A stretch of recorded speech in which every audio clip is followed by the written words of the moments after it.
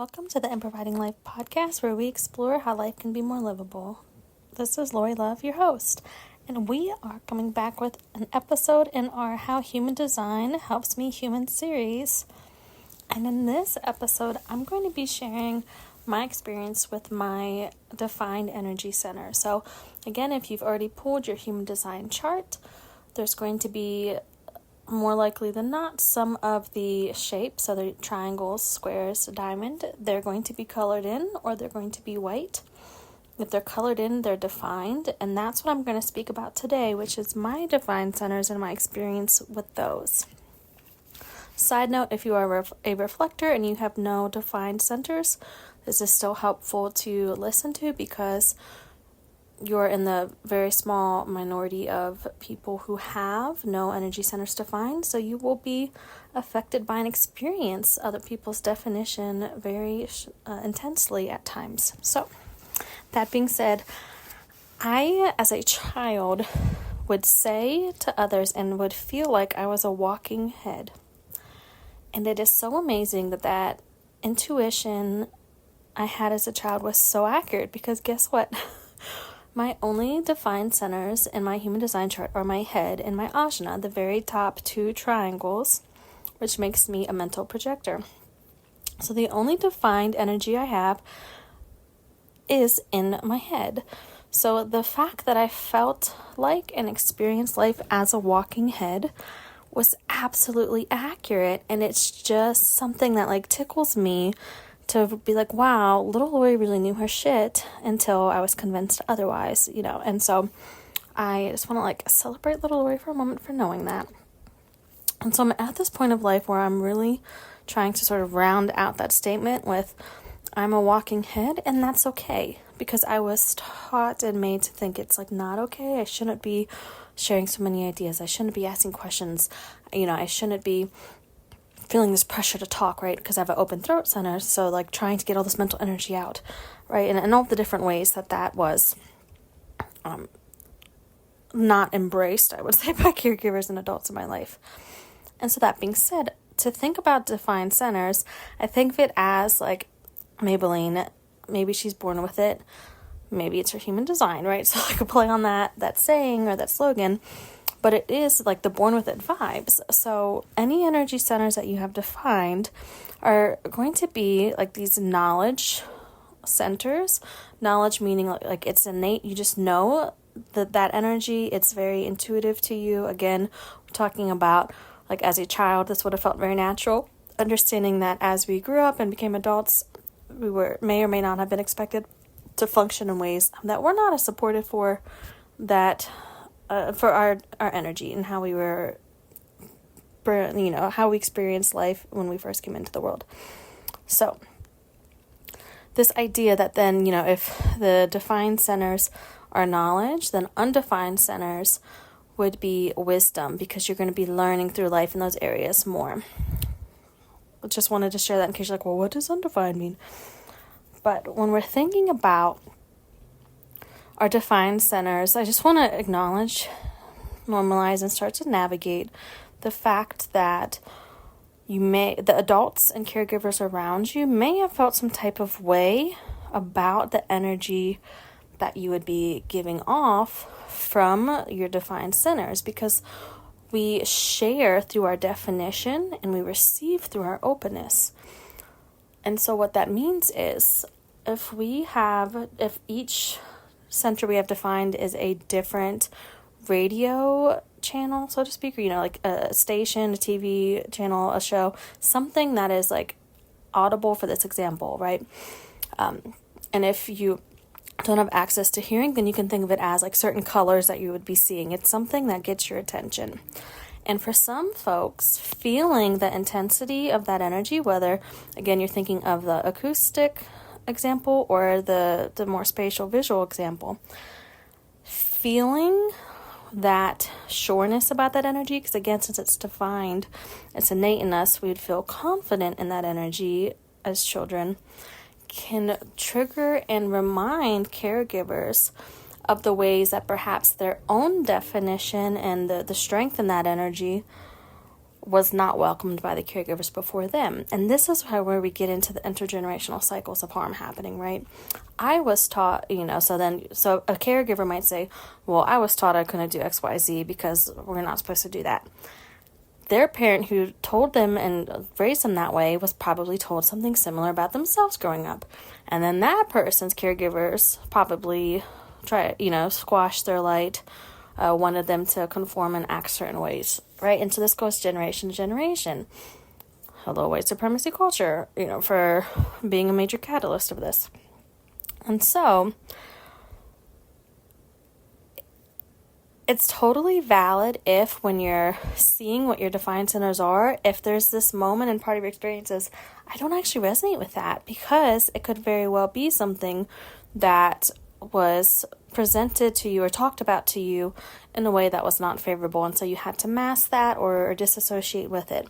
And that is in part what my experience was with having this defined head and ajna energy, where I just know things. I have all of the clairs, right? So clairvoyant, clairaudient, clairsentient, clairgustant, did I say voyant? All of the things, right? And so I would just know things. I would be receiving like visions, or I see my thoughts most often, especially if I'm speaking with someone. I see what I need to convey, and then I try to find the words for it. So I wouldn't necessarily be able to say, oh, I got this from page 7 of something. I also then have a certain tools and lenses through which different aspects would come together that may not be typical for others. So I very much think of myself as a kaleidoscope oracle. Really, the oracle is in the sense of having the information and things coming through. And the kaleidoscope energy is a way to have things come into view and click into place that's not common for other people's experience.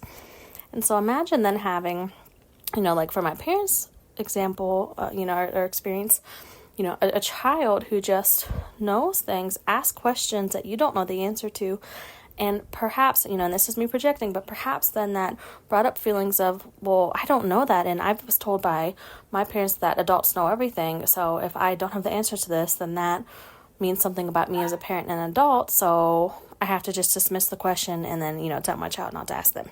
Essentially, that's the not trauma dumping on you version of how that went. But I wanted to share that because if we're thinking about human design helps us human, it can be such a helpful doorway to revisit the humanity of ourselves and of our caregivers. Understanding that doesn't mean that excuses have to be made for their behavior, especially harmful behavior, but just seeing that so much is interconnected. And in most cases, the person who's harmed us isn't the person who originated that type of harm, right? They might have experienced it in some way, and just starting to see the vastness of these cycles of harm that we are endeavoring to disrupt and break. And so with this information, once you're seeing your centers on your chart and you're understanding, I have these certain centers defined, what can come from that is this idea of you're able to know what your lane is and leverage that and staying in it in a different way. So, there's often that saying of stay in your lane. If we think about energy, what if our lanes can be where we're defined, and by knowing that that's a strength, that's where we can, quote, stay in it, but really meaning we can start our relationship with ourselves through human design, spending some time with that. Notice throughout the day, how does this energy feel like it wants to come up? Does it feel like it's safe and accessible for it to come up?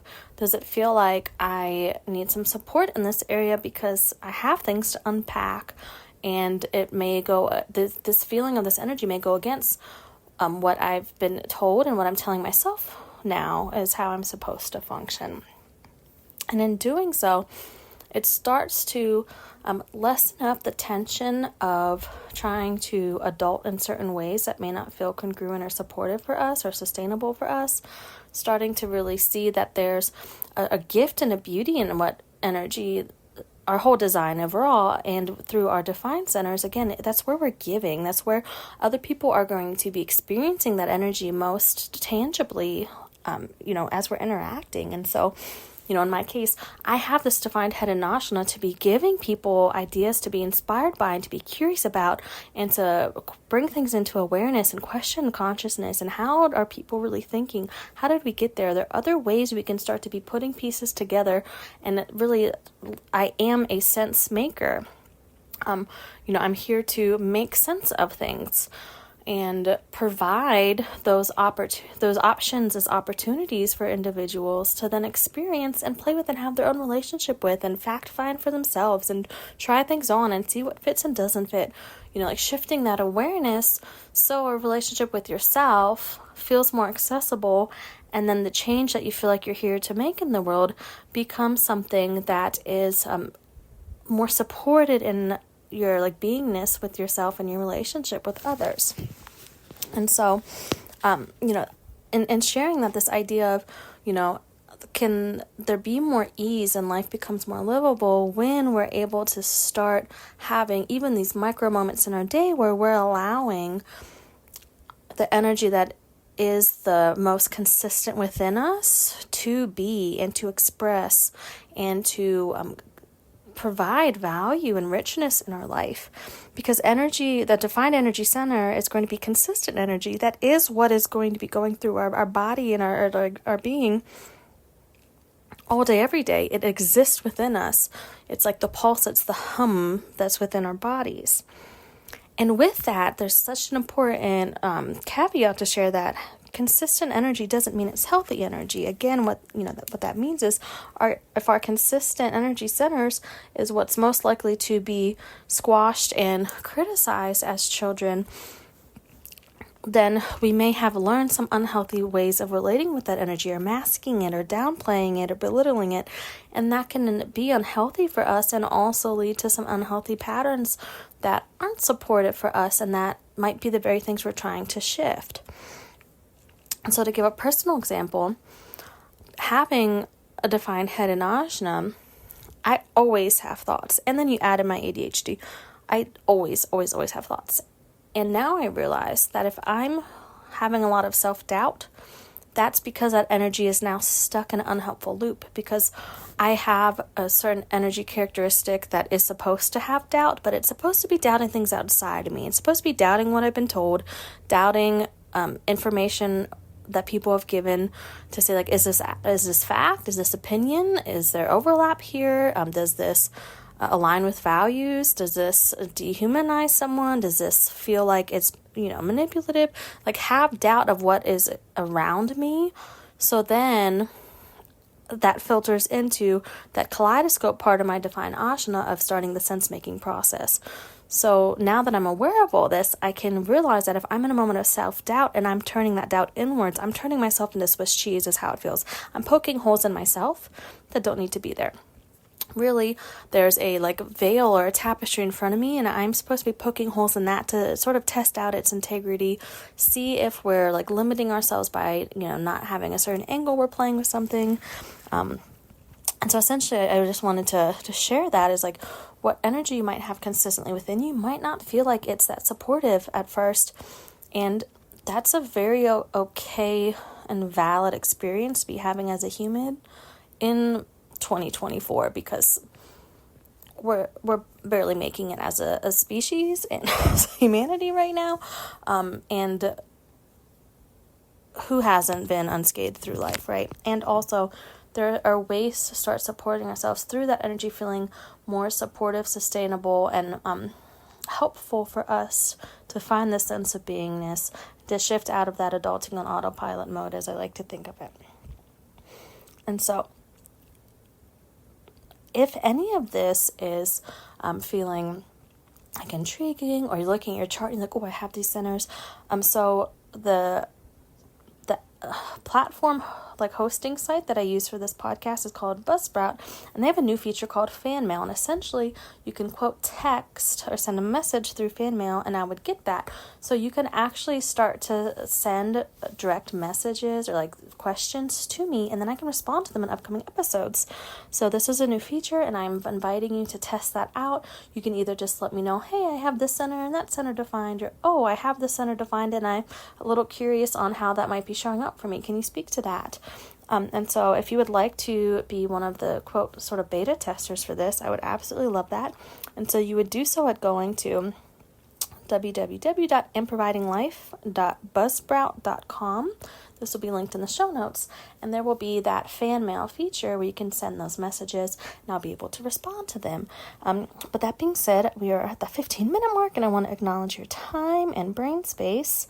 And that being said, anytime I finish a reading with any of my human design clients or my coaching clients, I like to remind them that because I have defined Head and Ajna, I'm like a fiber flush, right? So my energy is coming literally in through your head, and it's going to sort of pinball around your entire body and loosen up any gunk or debris, so to speak, and make things come to your awareness. So that way you can decide, do I still want to be carrying this around in my like energetic book bag? Do I want to be like yeeting it into the abyss? And so take good care of yourself, right? A lot of information was just shared in a brief amount of time, and just it feels humane and ethical for me to just share, hey, you're going to feel that fiber flush, so to speak.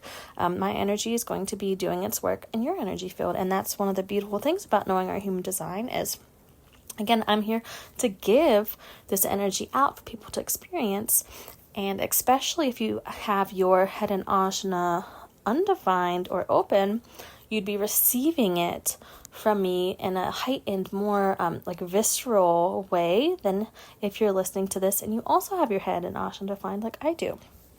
So, that being said, have a razzle dazzle day, and as always, you can put an F on front and have a frazzle dazzle day.